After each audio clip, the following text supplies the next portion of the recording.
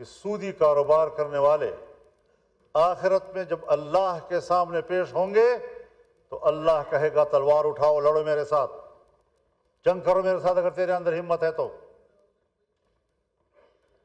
کیا وہ اللہ کے سامنے تلوار اٹھا سکے گا؟ لیکن اللہ اسی پر اس کو شرمندہ کرے گا اور ذلیل کرے گا کہ تم نے دنیا میں سودی کاروبار کیا تھا، اب اٹھاؤ نا تلوار، میں نے تو تیرے خلاف جنگ کا اعلان کر دیا تھا۔ تو اس حوالے سے میں شکر گزار ہوں کہ حکومت میں شامل تمام جماعتوں نے ہمارے اس ترمیم کو قبول کر لیا ہے، اور ہم اللہ سے من حیث القوم معافی مانگیں، اور یہ پارلیمنٹ قوم کی نمائندہ ہے۔ ہم جب یہاں پر بیٹھ کر اس 77 سالوں کا جرم اس پر اللہ سے معافی مانگیں گے تو اللہ غفور الرحیم ہے، انشاءاللہ وہ پورے قوم کو معاف کر دے گا۔ ہر بات یعنی آپ خود اندازہ لگائیں، جب پاکستان بنا اور ہم نے اسٹیٹ بینک آف پاکستان بنایا تو اسٹیٹ بینک آف پاکستان کی افتتاحی تقریب سے قائد اعظم محمد علی جناح نے خطاب کرتے ہوئے فرمایا کہ مغرب کے نظام معیشت نے ہمارے لیے مشکلات پیدا کی ہیں، بلکہ انسانیت کے لیے مشکلات پیدا کی ہیں۔ ہم ملک میں وہ نظام معیشت لائیں گے جو اسلامی تعلیمات کے مطابق ہوگا۔ ہر بات پہ ہم قائد اعظم کا حوالہ دیتے ہیں، یہاں ہمیں ان کا حوالہ کیوں بھول گیا؟ ہم نے کیوں اس ملک کے نظام کو ٹھیک نہیں کیا؟ تو یہ بھی آج اس ترمیم کی بہت بڑی کامیابی ہے، اور ساتھ میں شریعت کورٹ کے فیصلے جو لامحدود وقت کے لیے معطل رہتے تھے، اب اسے 1 سال تک کے لیے اس کی حد مقرر کر دی ہے کہ اگر 1 سال کے اندر تک اس کا فیصلہ نہ ہوا تو پھر آگے جا کر سپریم کورٹ اس پر کوئی رائے دے سکے گا، لیکن وہ پابند ہوگا اس کا۔ اور شریعت کورٹ کے اندر کے ججز وہ اپنی کورٹ کا چیف جسٹس نہیں بن سکتا تھا، آج کے بعد وہ خود اپنے عدالت کا چیف جسٹس بن سکیں گے۔ اسی طریقے سے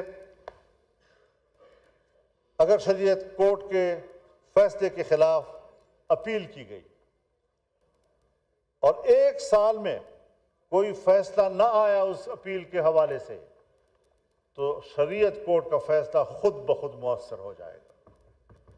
یہ بھی ایک بڑی مثبت پیش رفت ہے اس حوالے سے، اور میں شکر گزار ہوں کہ ہماری اس وقت جو حکومت میں بیٹھے ہوئے اراکین ہیں انہوں نے اس کو حمایت بخشی ہے۔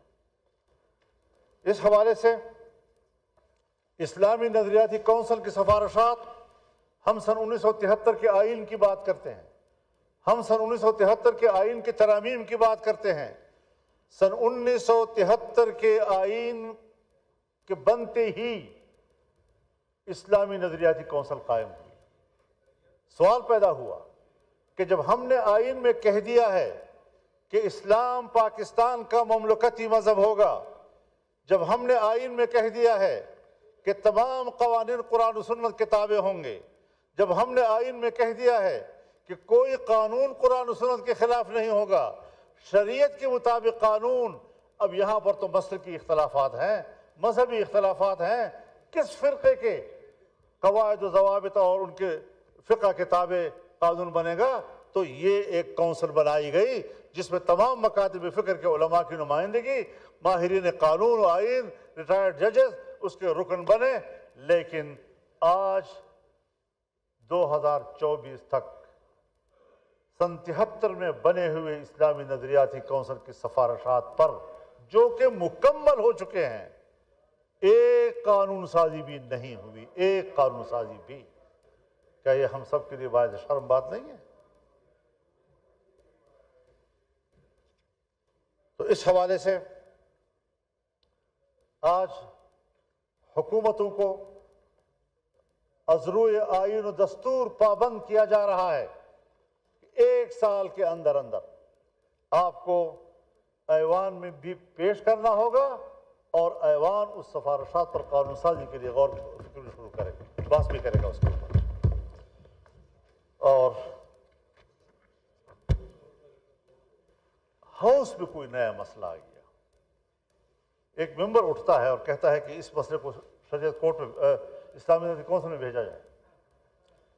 پہلے 40% ہاؤس کے اراکین ووٹ کرتے تھے، تب جا کر وہ اس قابل ہوتا تھا کہ اسلامی کونسل میں جا کر اس پر اس کو حوالے کر دیا جائے۔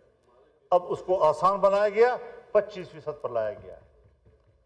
یہ بھی ایک بڑی کامیابی ہے، ایک پیش رفت ہے کہ ہم کچھ اس ملک کی اسلامی شناخت کی طرف آگے بڑھ رہے ہیں۔ اور آج کی اس ترمیم میں ان باتوں کی شمولیت کے بعد میں سمجھتا ہوں کہ اس ایوان نے 77 سال سے ہم جس چیز کے منتظر تھے اس حوالے سے ایک مؤثر پیش رفت کی ہے، اور اس پر پورا ایوان مبارکباد کا مستحق ہے۔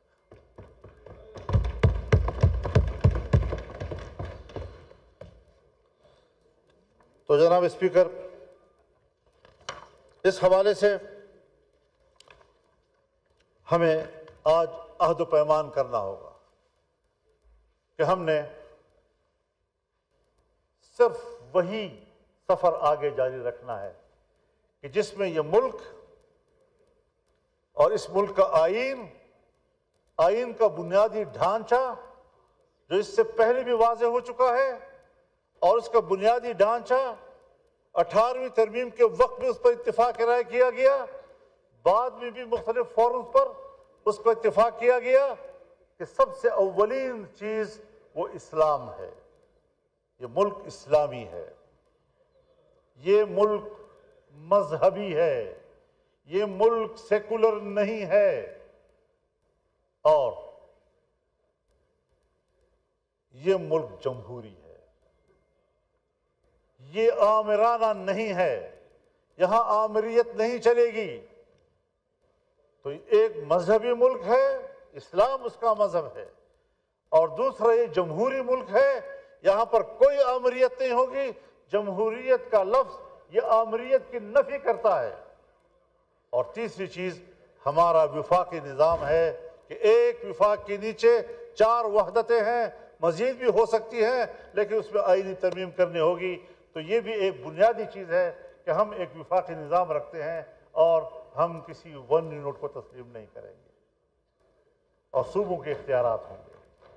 صوبوں کو 18ویں ترمیم کے ذریعے سے اختیارات دیے گئے ہیں، اور ظاہر ہے کہ 1973 میں آئین بنا، جو اختیارات اس وقت آئین میں صوبوں کو دیے گئے تھے اس میں کہا گیا تھا کہ مزید اختیارات میں اضافہ 11 سال تک کیا جائے گا۔ 11 سال بھی گزر گئے، اور پھر بھی 11 سال گزر گئے، اور پھر بھی 11 سال گزر گئے، اور کہیں جا کر 2018 میں ہمیں یہ موقع ملا۔ اور پھر یہ اسلام کے حوالے سے پیش رفت، 73 میں آئین بنا، ایک قانون سازی نہیں ہوئی، کم از کم آج ہمیں اس حوالے سے بھی یہ تدریجی عمل ہے، ایک جمہوری انداز ہے۔ ہم تاخیر کر رہے ہیں تو یقیناً گناہ کے مرتکب ہو رہے ہیں، لیکن اگر ہم نے تیزی کی اور ہم نے جمہوریت کو مستحکم کیا تو ہمیشہ کے لیے ڈکٹیٹر یا امیرانہ سوچ رکھنے والی قوتیں مایوس ہو جائیں گی۔ ہم نے ہمیشہ ان کو دعوت دی ہے، ہم اس کے گناہگار ہیں، ہم نے غلط فیصلے کیے ہیں ہمیشہ اس حوالے سے۔ تو آج ہم ایک اچھی پیش رفت کی طرف بڑھ رہے ہیں۔ ہم نے جو بھی کوشش کی اور محنت کی ہے اسی حوالے سے کی ہے کہ پارلیمنٹ عوام کے نمائندہ ہے، عوام کے پاس خود اعتمادی ہونی چاہیے، عوام کو ہم نے خود اعتمادی دینی ہے کہ فیصلے آپ نے کرنے ہیں، آپ کے نمائندوں نے کرنے ہیں، کسی نے باہر سے آ کر ہم پر فیصلے مسلط نہیں کرنے۔ اور الحمدللہ اس بار ہم اس میں کامیاب ہوئے ہیں۔ میرے خیال میں ہم نے اس پر ووٹ کرنا ہے۔ اگر ہمارے تحریک انصاف کے دوست اس میں، چونکہ ان کی بھی محنت شامل ہے میرے ساتھ، یہاں تک جو ہم پہنچے ہیں، جتنی میٹنگیں میری حکومتی ٹیموں کے ساتھ ہوئی ہیں اتنی ہی ان کے ساتھ ہوتی رہی ہیں۔ ایک لمحے کے لیے ایسا نہیں ہوا کہ ہم نے کچھ باتیں طے کی اور ان کے نوٹس میں ہم نہیں لائے، ہر بات ان کے نوٹس میں لائے ہیں۔ جہاں ان کے ذہن میں کوئی اشکالات آتے تھے وہ تشریف لائے، انہوں نے ہماری رہنمائی کی، اور آج جہاں ہم پہنچے ہیں میرے خیال میں ان کا ایوان کے اندر برابر کا حصہ ہے۔ اب یہ اور بات ہے کہ وہ احتجاجاً ووٹ نہیں کر رہے ہیں اور وہ اپنا احتجاج ریکارڈ کروانے کے لیے ووٹ آپ کے ساتھ نہیں کر رہے ہیں، تو میں اس پر ان کو مجبور نہیں کر سکتا، بلکہ میں سمجھتا ہوں کہ یہ ان کا حق بنتا ہے کہ اپنا احتجاج نوٹ کرائیں۔ بہت شکریہ آپ کا۔